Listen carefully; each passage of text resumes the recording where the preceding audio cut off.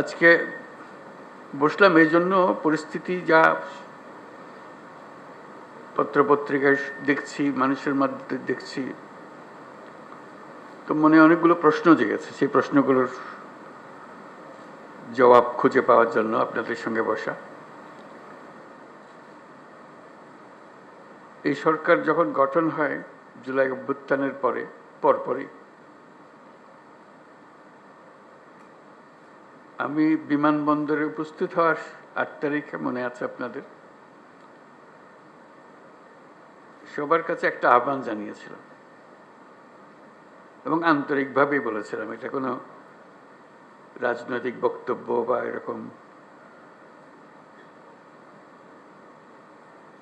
যারা শুনছে শ্রোতা তোষণ বক্তব্য ছিল না। বলছিলাম যে এটা আমরা একটা পরিবার। আমরা আমাদের নানা মত থাকবে, নানা ধর্ম থাকবে, নানা রীতিনীতি থাকবে, কিন্তু পরিবার এক।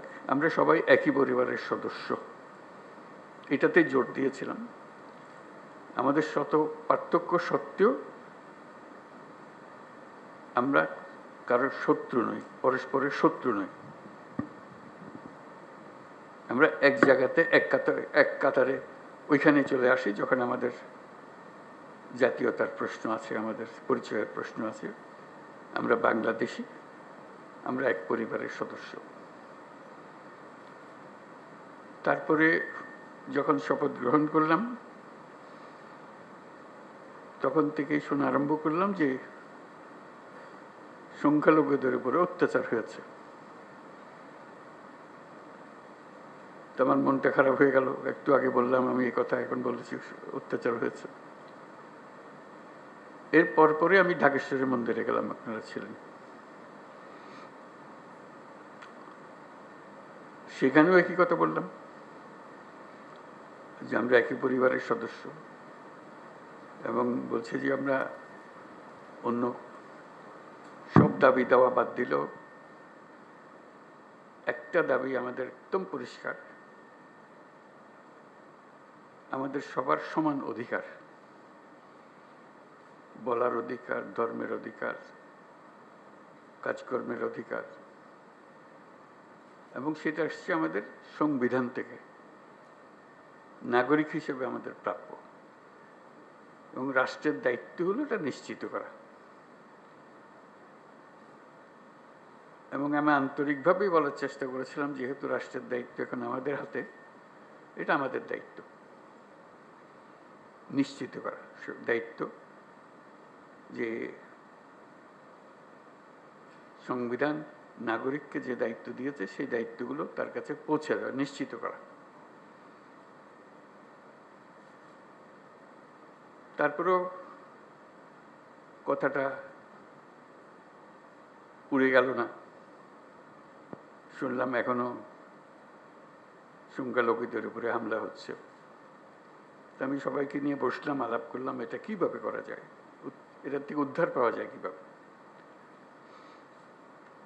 তখন দুর্গাপূজার সময় আসলো, তখন বললাম যে একটা সুযোগ, কারণ এখানে একটা বড় সমস্যা হইতে পারে, যেহেতু এটা পূজার ব্যাপার, আনন্দের ব্যাপার, উৎসবের ব্যাপার, এখানে হামলা হওয়ার সম্ভাবনা আছে।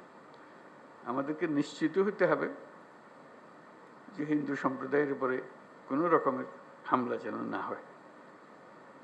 আমি খুব খুশি হলাম, সবাই তা খুব সিরিয়াসলি নিল। আপনাদের মনে আছে, খুব উৎসব সহকারে সবাই দুর্গাপূজা করলো। কয়েক হাজার পূজা মণ্ডপ ছিল, সব কিছু থেকে খবর হলো সুন্দর হয়েছে। তাঁতিবাজারে একটা ঘটনা হয়েছিল, একটা ককটেল ফাটিয়েছিল একজন, ফাটায়নি, ককটেল মেরেছিল, এটি একমাত্র খবর ছিল। তবু আনন্দিত হয়েছিলাম, নিশ্চিত হয়েছিলাম এই জন্য যে আমরা সবাই একযোগে, এবং সেখানে সবাই যোগদান করেছে। এটা শুধু হিন্দু সম্প্রদায়ের উৎসবের বিষয় ছিল না, এটা পুরা জাতীয় উৎসবে পরিণত হয়েছিল। সবাই উৎসব করেছে, ছেলে মেয়েরা গেছে, বুড়া বুড়িরা গেছে, মুসল্লিরা গেছে, মৌলানারা গেছে, সবাই গেছে, আনন্দ সহকারে করেছে। তারপরে মনে একটু তৃপ্তি পেলাম যে না, একটু তো কাজ করেছে। এখন আবার নতুন কথা, হামলা হচ্ছে, অত্যাচারিত হচ্ছে, এবং বিদেশি গণমাধ্যমে না, এটা প্রচার মাধ্যমে বলবো, প্রচার মাধ্যমে প্রচারিত হচ্ছে যে এটা হচ্ছে।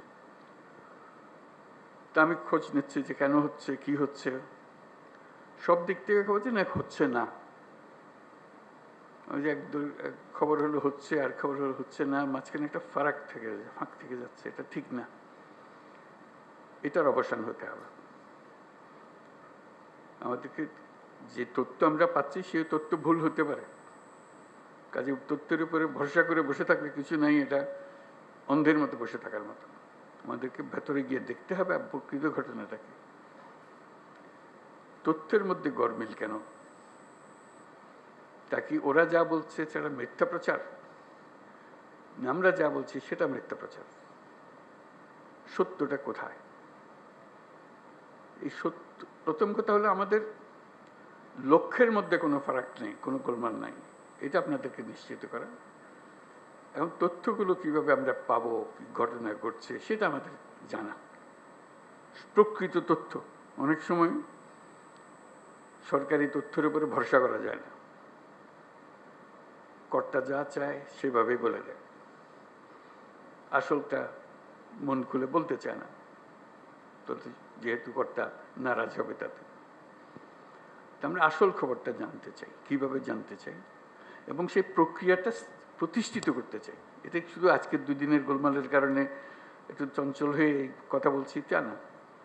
প্রকৃত পক্ষে এটা স্টাবলিশ করতে চাই যে ঘটনা ঘটতে পারে। এটা এত বড় একটা দেশের মধ্যে কত রকমের কাণ্ড, তার মধ্যে একটা কাণ্ড হয়ে গেছে, হয়ে গেলে তাৎক্ষণিকভাবে যেন খবরটা পাওয়া যায় এবং সেটা সমাধান করা যায়। যে দিক থেকে দোষী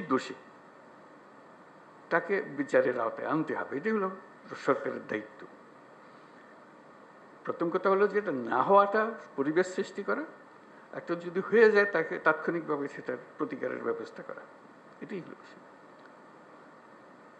আমি যা বলছি আমার মনে হয় বাংলাদেশের বেশিরভাগ মানুষ তাই মনে করে, এভাবে হওয়া উচিত।